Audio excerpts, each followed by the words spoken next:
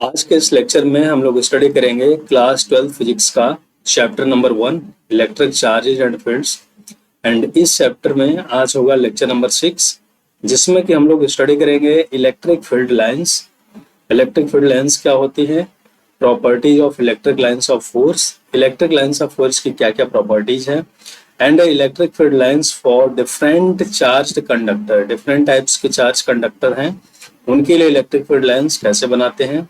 And after that concept of electric flux. Electric flux का concept क्या है, electric flux कहते किसे हैं, इलेक्ट्रिक फ्लक्स का न्यूमेरिकल वैल्यू कितना होता है, एंड उस पर बेस्ड कुछ important numerical questions. So guys, आज के इस लेक्चर में इतने सारे टॉपिक्स को हम लोग डील करेंगे। एंड अगर अभी तक आप लोग इस चैनल को सब्सक्राइब नहीं किए हैं तो please I request all of you, इस चैनल को सब्सक्राइब करिए एंड ज्यादा से ज्यादा लोगों तक शेयर करिए जिससे कि और सभी लोगों को इसका बेनिफिट मिल सके। तो आइए इस लेक्चर को स्टार्ट करते हैं। एंड फर्स्ट ऑफ ऑल सबसे पहले हम लोग देखते हैं electric field lines. Electric field lines होती क्या है।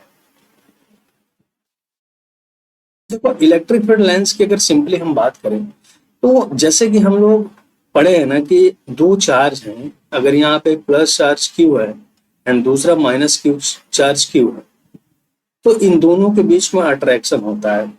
तो अगर ऐसे नॉर्मली देखा जाए तो इन दोनों चार्ज के बीच में कोई फिजिकल कांटेक्ट नहीं है, एक दूसरे से किसी भी तरीके से फिजिकली कांटेक्ट नहीं है, लेकिन फिर भी एक दूसरे को अट्रैक्ट करते हैं। तो इसका अट्रैक्शन का सिंपली मेन रीजन ये होता है कि पॉजिटिव चार्ज हो या नेगेटिव चार्ज हो, चाहे कोई चार्ज कंडक्टर हो, इनकी टेंडेंसी होती है पॉजिटिव चार्ज की to release electric lines of fluxes and negative charge की टेंडेंसी होती है to receive electric lines of fluxes. So जो इलेक्ट्रिक लाइंस ऑफ फोर्स होता है, इसके इंटरेक्शन के कारण ही एक चार्ज दूसरे चार्ज को इफेक्टिव करता है। तो अगर सिंपली इलेक्ट्रिक फील्ड लाइंस की हम लोग डेफिनेशन की बात करें तो an electric lines of force may be defined as the curve along which a small positive charge would tend to move when free to do so in an electric field, and the tangent to which at any point gives the direction of the electric field at that point। देखो simple सी बात है कि electric field lines होता क्या है। Electric field lines किसी भी positive charge का, इलेक्ट्रिक फील्ड लाइंस क्या होता है कि जिस पर एक पॉजिटिव चार्ज, सपोज करो यहाँ पे एक पॉजिटिव चार्ज है, तो इलेक्ट्रिक फील्ड लाइंस वह लाइंस होता है जिस पर कि कोई भी इलेक्ट्रिक चार्ज फ्रीली मूव करने के लिए फ्री होता है। मतलब अगर एक इलेक्ट्रिक लाइंस ऑफ फ्लक्स ए है तो इस पर अगर कोई पॉजिटिव चार्ज है तो इसमें मूव करने के लिए फ्री होगा, ठीक है। इस इलेक्ट्रिक फील्ड में कोई भी positive charge in the direction of electric field move करने के लिए फ्री होता है। अब देखो यहाँ पे ये जो हमारा इस तरीके से कर्व बना हुआ है, ये इलेक्ट्रिक फील्ड लाइन है एंड इस इलेक्ट्रिक फील्ड लाइन पे हमारा चार्ज क्यू है जो कि मूव करने के लिए फ्री है। यहाँ से मूव करते हुए चार्ज पहले पॉइंट पी पर है एंड फिर पी से मूव करते हुए पॉइंट क्यू पर जाता है एंड आफ्टर देन मूव करते हुए आर पे जाता है। एंड इस इलेक्ट्रिक फील्ड लाइंस पे जब कोई भी चार्ज मूव करता है तो इस पर मूव करने वाले चार्ज का हर एक पॉइंट पर एक डेफिनेट डायरेक्शन होता है ना। यहाँ पे इस पॉइंट पी पर जब चार्ज है तो यहाँ पे इलेक्ट्रिक फील्ड लाइंस का डायरेक्शन इस तरीके से ईपी, ये हमारा ईपी है यहाँ पे। एंड जैसे ही चार्ज मूव करते करते क्यू पर आता है तो क्यू पर इलेक्ट्रिक फील्ड लाइंस का, इलेक्ट्रिक फील्ड का डायरेक्शन क्या है, ई क्यू। एंड इस तरीके से मूव करते हुए जब आर पे आता है तो इस आर पे इलेक्ट्रिक फील्ड लाइंस का डेफिनेशन, इलेक्ट्रिक फील्ड का डायरेक्शन क्या है, ई आर है, ठीक है। तो वही बोला जा रहा है कि the curve along which a small positive charge would tend to move when free to do, यानी कि इलेक्ट्रिक फील्ड लाइंस एक ऐसा कर्व होता है जिस पर कि कोई भी पॉजिटिव चार्ज मूव करने के लिए फ्री होता है, ठीक है। एंड हर एक पॉइंट पर जो चार्ज मूव करेगा, हर एक पॉइंट पर वो टेंजेंटली मूव करेगा। यहाँ पर अगर इलेक्ट्रिक फील्ड लाइंस है तो इस पर अगर कोई चार्ज मूव करेगा तो हर एक पॉइंट पे टेंजेंटली मूव करेगा, है ना। हर एक पॉइंट पर टेंजेंटली मूव करने का मतलब क्या हुआ, हर एक पॉइंट पर इलेक्ट्रिक फील्ड का डायरेक्शन अलग अलग होगा जिस पर कि वो मूव करेगा एंड हर एक पॉइंट पर इलेक्ट्रिक फील्ड के डायरेक्शन को शो करेगा कि उस पॉइंट पर इलेक्ट्रिक फील्ड का डायरेक्शन क्या है। और इसको क्लियर वे में हम लोग आगे देखते हैं, अभी क्लियर हो जाएगा प्रॉपर्टीज में इसके की properties of electric lines of force. Electric lines of force की प्रॉपर्टीज क्या होती हैं, देखो बहुत इंपॉर्टेंट प्रॉपर्टीज होती हैं। First property is the lines of force are continuous smooth curve without any break. जो इलेक्ट्रिक लाइंस ऑफ फोर्स होती है कंटिन्यूअस स्मूथ कर्व होते हैं विदाउट एनी ब्रेक, कोई भी ब्रेक नहीं होता है। जैसे कि इस तरीके से एक इलेक्ट्रिक लाइंस ऑफ फोर्स है, तो एक कंटिन्यूअस लाइन है, इसमें किसी तरह कोई ब्रेक नहीं होगा, स्मूथ रहेगा एंड कंटिन्यूअस रहेगा, ठीक है। दूसरा, the lines of force start at positive charges and end at negative charges. They can not form closed loop. If there is a single charge then the lines of force will start और end at infinity. बहुत important point है। देखो, the lines of force start at positive charges and end at negative charges. अगर यहाँ पे एक positive charge है plus Q and यहाँ पे एक नेगेटिव चार्ज है माइनस क्यू, तो बोल रहा है कि पॉजिटिव चार्ज से हमेशा लाइन्स ऑफ फोर्स स्टार्ट होता है, यहां से निकलेगा एंड इस नेगेटिव चार्ज पे क्या होगा, एंड होगा। हमेशा इस पॉजिटिव से निकलेगा एंड नेगेटिव पे एंड होगा, ठीक है। दे can not form closed loop. तो इस तरीके से जो क्लोज लूप नहीं बनाता है। क्लोज लूप का मतलब क्या हुआ, क्लोज लूप का मतलब हुआ कि अगर चार्ज, एक चार्ज यहाँ पे प्लस है एंड दूसरा चार्ज यहाँ पे माइनस है, तो क्लोज लूप का मतलब क्या हुआ कि यहाँ से इस पॉजिटिव चार्ज से निकला इस तरीके से एंड फिर यहाँ से बी से आकर के फिर ए में एंड हो गया, तब इसको हम लोग क्लोज लूप बोलेंगे। साइक्लिक ऑर्डर में जब चलेगा तब क्लोज लूप बनेगा। लेकिन होता क्या है कि charge, electric lines of force हमेशा पॉजिटिव से निकलता है एंड नेगेटिव पे जाकर के टर्मिनेट होता है हर एक केस में। अगर प्लस से निकल करके फिर प्लस पे रिवर्स होके आएगा, इन दैट केस इसको हम लोग क्लोज लूप बोलेंगे। लेकिन यहाँ से प्लस से निकलता है और माइनस पे जाकर टर्मिनेट हो जाता है, एंड हो जाता है, तो इसलिए हम लोग क्या बोलते हैं कि इलेक्ट्रिक लाइन्स ऑफ फोर्स हमेशा एक ओपन लूप है, इसको हम लोग बोल सकते हैं ओपन लूप, ठीक है। If there is a single charge, then the lines of force will start or end at infinity. अगर कोई सिंगल पॉजिटिव चार्ज है, सपोज करो सिंगल पॉइंट पॉजिटिव चार्ज है, तो यहाँ से इलेक्ट्रिक लाइन्स ऑफ फोर्स निकलेगा इस तरीके से और कहाँ पे टर्मिनेट होगा, इनफाइनाइट पे जाकर टर्मिनेट होगा। उसी तरीके से अगर कोई नेगेटिव चार्ज है तो इनफाइनाइट से इसमें आएगा इस तरीके से, ठीक है। तो सिंगल के केस में ऐसे होगा एंड अगर दो चार्ज का सिस्टम है जिसमें एक पॉजिटिव एंड नेगेटिव चार्ज है, इन दैट केस पॉजिटिव से निकलेगा एंड नेगेटिव पे टर्मिनेट होगा एंड सो इसीलिए electric lines of force never form a close loop. Close loop कभी नहीं बनाते हैं, केवल एक ओपन लूप ही बनाते हैं, ठीक है। चलो, third point is the tangent to a line of force at any point gives the direction of electric field at that point. यानी कि जो हमारा इलेक्ट्रिक लाइन्स ऑफ फोर्स है उसके किसी भी पॉइंट पर अगर हम लोग टेंजेंट ड्रॉ करते हैं, इस तरीके से अलग इलेक्ट्रिक लाइन्स ऑफ फोर्स है, अगर हम लोग इसके किसी भी पॉइंट पे टेंजेंट ड्रॉ करते हैं, टेंजेंट का मतलब इस तरीके से मान लो पॉइंट पी इस पे टेंजेंट ड्रॉ किए, क्यू पॉइंट पे टेंजेंट ड्रॉ किए, आर पॉइंट पे टेंजेंट ड्रॉ किए, तो हर एक पॉइंट पे जो टेंजेंट है वो इलेक्ट्रिक फील्ड का डायरेक्शन बताएगा। यहाँ पे EP होगा, यहाँ पे EQ होगा और यहाँ पे ER होगा।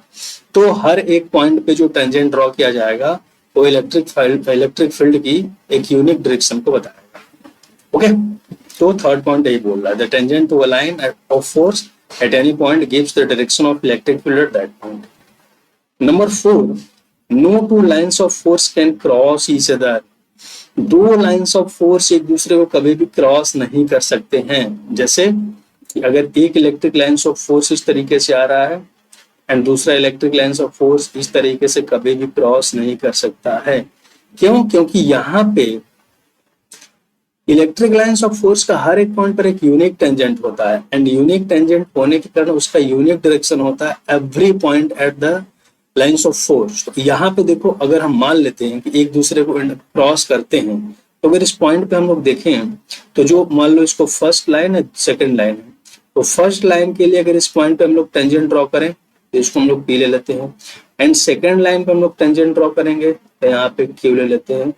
अब एक ही पॉइंट पे इलेक्ट्रिक फील्ड का तो यूनिक डायरेक्शन होगा ना, एक डायरेक्शन होगा, एक पॉइंट पे इलेक्ट्रिक फील्ड का unique and only one direction होगा। लेकिन यहाँ पे क्या हो रहा है, जब दोनों एक दूसरे क्रॉस कर रहे हैं, इस केस में दो डायरेक्शन हो जा रहा है एक ही पॉइंट पे इलेक्ट्रिक फील्ड का, जो कि इम्पॉसिबल है। किसी भी इलेक्ट्रिक लाइन्स ऑफ फोर्स के किसी भी पॉइंट पर अगर हम लोग टेंजेंट ड्रॉ करेंगे तो उस केस में वह यूनिक डायरेक्शन होगा, एंड यूनिक डायरेक्शन के लिए एक ही टेंजेंट ड्रॉ किया जा सकता है। लेकिन जब ये क्रॉस करेगा तो दो डायरेक्शन हो जाएगा, जो कि इम्पॉसिबल। ठीक है, इसी पॉइंट पे यहाँ पे बोला जा रहा है कि no two lines of force can cross each other, दो लाइन्स ऑफ फोर्स एक दूसरे को कभी भी क्रॉस नहीं कर सकते हैं। ठीक, नेक्स्ट हम लोग आते हैं प्रॉपर्टीज फिफ्थ पे। The lines of force are always normal to the surface of a conductor on which the charges are in equilibrium।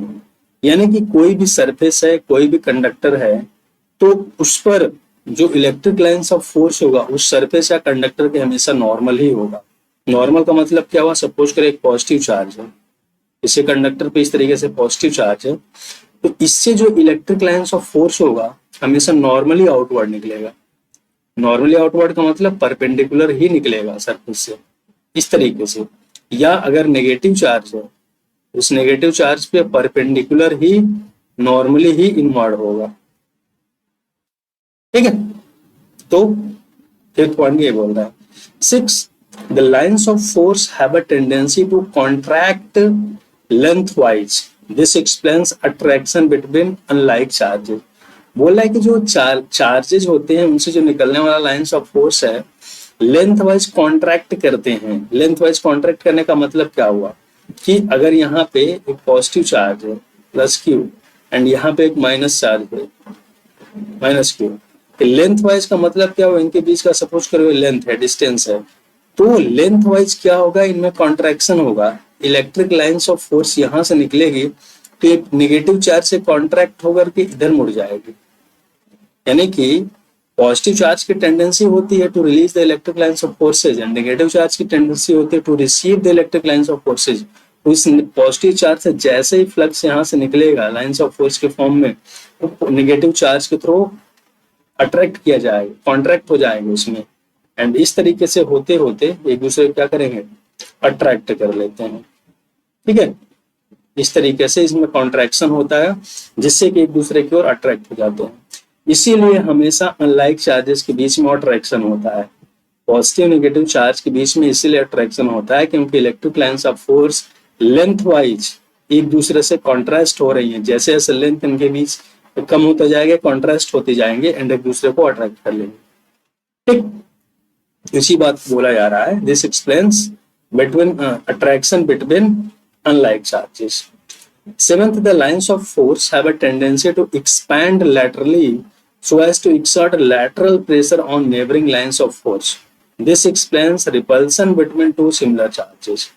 देखो, लेंथ वाइज तो एक दूसरे को क्या करते हैं, कॉन्ट्रैक्ट करते हैं, लेकिन लेटरली क्या करते हैं, लेटरली एक दूसरे को एक्सपेंड करते हैं। जैसे यहाँ पे कोई पॉजिटिव चार्ज है प्लस क्यू, एंड यहाँ पर भी कोई पॉजिटिव चार्ज है प्लस क्यू, तो लेटरली क्या होगा, इलेक्ट्रिक लाइन्स ऑफ फ्लक्स इससे जब निकलेंगे, इससे निकलेंगे, इससे भी निकलेंगे, तो लेटरली जब जाएंगे तो एक दूसरे से दूर ही होते जाएंगे। इस तरीके से निकलेंगे, ऐसे जाएगा, इधर निकलेगा ऐसे, एंड ऐसे जाएंगे। ठीक है, पॉजिटिव केस में भी होगा एंड नेगेटिव केस में होगा कि जब लेटरली एक दूसरे पे इंटर करेंगे या निकलेंगे तो एक दूसरे को रिपेल ही करेंगे, एक दूसरे को रिपेल करेंगे। इसीलिए सेम टाइप के चार्जेस के बीच में क्या होता है, हमेशा रिपल्सन होता है। ठीक, वही इस पॉइंट को बोल रहा है कि लेटरली क्या करते हैं, लेटरली एक्सपेंड करते हैं नेबरिंग चार्ज के नेबरिंग चार्ज से, इसलिए repulsion between two similar charges. तो अनलाइक चार्जेस के बीच अट्रैक्शन होता है, अनलाइक चार्जेस के बीच रिपल्सन होता है due to the contraction and expand of the electric lines of forces। Point number 8 है the lines of force do not pass through a conductor because the electric field inside a charged conductor is zero. यानी कि अगर कोई conductor है, ये हमारा conductor है, तो इस कंडक्टर के अंदर इनसाइड में कोई भी इलेक्ट्रिक फील्ड नहीं होगा, E इक्वल्स टू जीरो होगा। ऐसा क्यों होता है? ऐसा इसलिए होता है कि किसी भी कंडक्टर के सरफेस पर ही इलेक्ट्रिक फील्ड होता है। जो फ्री चार्ज होते हैं ना, फ्री चार्ज सरफेस पे होते हैं इस तरीके से, ठीक है। तो इलेक्ट्रिक फील्ड क्या होती है? चार्ज की प्रॉपर्टी होती है। तो सरफेस पे चार्ज होने के कारण, क्योंकि यहाँ पे inside the conductor Q equals to zero होता है, नेट चार्ज जीरो होता है जो फ्री स्टेट में होता है। चार्ज हमेशा अपर सरफेस पे ही होते हैं जो कंडक्ट करने में इसके लिए रिस्पॉन्सिबल होते हैं। इसलिए चार्ज कंडक्टर में कोई भी electric field inside the conductor नहीं होता है, ठीक। क्योंकि अगर किसी कंडक्टर पर चार्ज है, चार्ज होने का मतलब क्या हुआ? या तो इलेक्ट्रॉन को रिसीव किया या तो इलेक्ट्रॉन को लूज किया। इलेक्ट्रॉन को रिसीव करेगा तब भी इसके सरफेस पे आएंगे, और इलेक्ट्रॉन लूज होंगे तब भी इनके सरफेस से लूज होंगे, जिसके कारण कि electric field inside the surface नहीं होता है। आई होप ये सारी चीजें आप लोगों को समझ में आई होंगी। तो इंपॉर्टेंट प्रॉपर्टीज थे इलेक्ट्रिक लाइंस ऑफ फोर्सेस के, ठीक है। चलो इसके बाद हम लोग आते हैं, इसके बाद हम लोग देखते हैं electric lines of force for different charge conductor. देखो यहाँ पे अगर पॉजिटिव चार्ज है, कोई पॉजिटिव चार्ज है, तो पॉजिटिव चार्ज से हमेशा इलेक्ट्रिक लाइंस ऑफ फोर्स क्या होगा? नॉर्मली आउटवर्ड डायरेक्शन, इस तरीके से नॉर्मली आउटवर्ड डायरेक्शन में निकलेगा। आइसोलेटेड है तब, आइसोलेटेड का मतलब सिंगल है, in that case perpendicular outward direction में होगा। अगर नेगेटिव चार्ज है तो नेगेटिव चार्ज के केस में इनवर्ड होगा, पहले मैंने डिस्कस किया, परपेंडिकुलर इनवर्ड होगा। एंड अगर एक कोई डाइपोल है, डाइपोल का मतलब क्या होता है? डाइपोल मैंने बताया था जब दो इक्वल एंड अपोजिट नेचर के चार्जेस एक दूसरे से कुछ स्मॉल डिस्टेंस पे होता है, डाइपोल का फॉर्मेशन करते हैं। तो डाइपोल के केस में क्या होता है? पॉजिटिव चार्ज से निकलेगा नेगेटिव पे जाएगा, पॉजिटिव से निकलेगा नेगेटिव पे जाएगा। तो इस तरीके से देख रहे हो, पॉजिटिव से निकल रहा है नेगेटिव पे जा रहा है, पॉजिटिव से निकल रहा है नेगेटिव पे जा रहा है। तो यहाँ पे इस तरीके से इलेक्ट्रिक फील्ड लाइंस बनेगी, ठीक। चलो एंड यहाँ पे क्या है? Two equal and positive charge, और two equal and positive charge के लिए क्या होगा? यहाँ पर दोनों के बीच में रिपल्सन होगा। इलेक्ट्रिक लाइंस ऑफ फील्ड क्या होंगे? Electric lines of flux outward direction में होगा। एंड इन दोनों चार्जेस के बीच में एक पॉइंट ऐसा आएगा जहां पे इलेक्ट्रिक फील्ड क्या होगा? जीरो होगा। इसको बोलते हैं न्यूट्रल पॉइंट, ठीक है। तो न्यूट्रल पॉइंट के बीच में होगा, and due to this neutrality ये दोनों चार्ज क्या होंगे? स्टेबल कंडीशन में होगा। तो इसको बोलते हैं कंडीशन ऑफ इक्विलिब्रियम। तो इसको हम लोग आगे देखेंगे, ठीक है। इतना हो गया।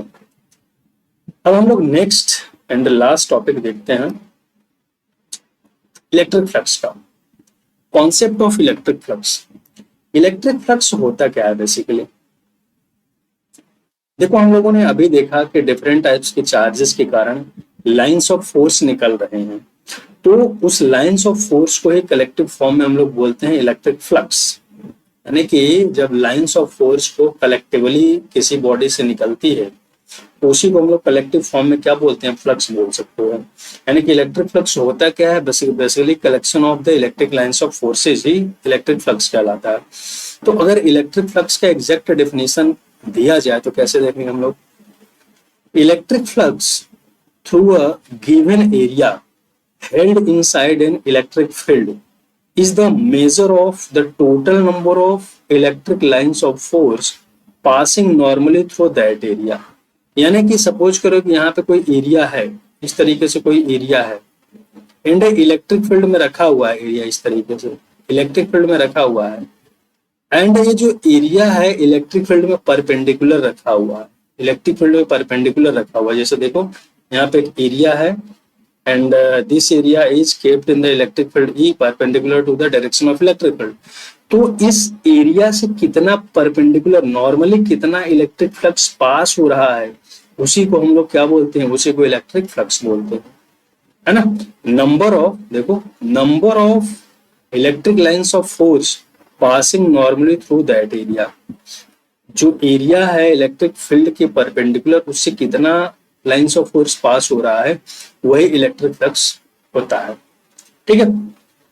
अब एक चीज यहाँ मैं बता दूं, एक होता है एरिया वेक्टर, समझना बहुत जरूरी है।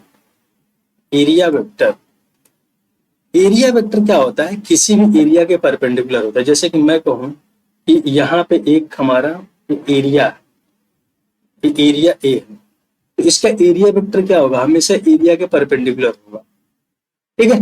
This is an cap, direction of area vector. ठीक। तो अगर एरिया को हमको वेक्टर फॉर्म में लिखेंगे तो vector A equals to A N cap. Area vector is always perpendicular to the area. जैसे कि यहाँ पे देखो, यहाँ पे ये हमारा एरिया है, तो एरिया वेक्टर क्या होगा, इस डायरेक्शन में होगा, एरिया के परपेंडिकुलर होगा, और एरिया वेक्टर के डायरेक्शन में ही पास होने वाले इलेक्ट्रिक लाइन्स ऑफ फोर्स को इलेक्ट्रिक फ्लक्स के लिए कंसीडर किया जाता है। जैसे देखो यहां से ये हमारा एरिया है, ठीक, तो एरिया है एंड यहाँ पे इलेक्ट्रिक फील्ड का डायरेक्शन ई दिखाया गया है, एंड यहाँ पे एन कैप क्या है, N cap is the direction of area vector. Area तो इधर है, this is the area delta S, लेकिन एरिया वेक्टर क्या होगा, एरिया के परपेंडिकुलर होगा।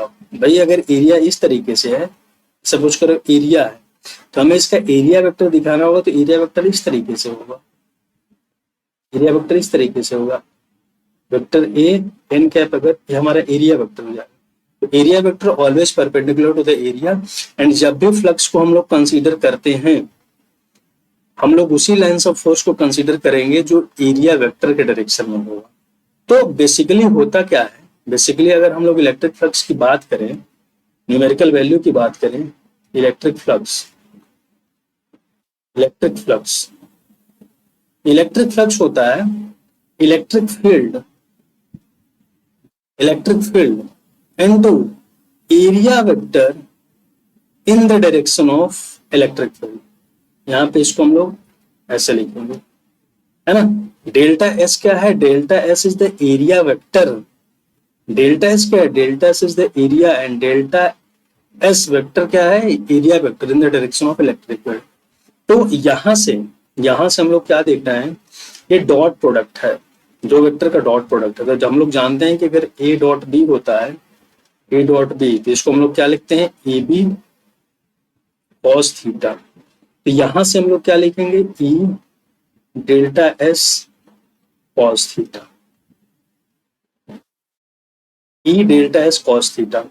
एंड अगर यहाँ पे इलेक्ट्रिक फ्लक्स फाई, फाई अगर मैक्स हमको करना हो तो फाई मैक्स कितना होगा, ई इंटू डेल्टा एस, और जब ई into delta S maximum flux होगा तो इस केस में कॉस थीटा क्या होगा, 1 होगा, और कॉस थीटा 1 का मतलब है थीटा इक्वल्स टू 0 डिग्री।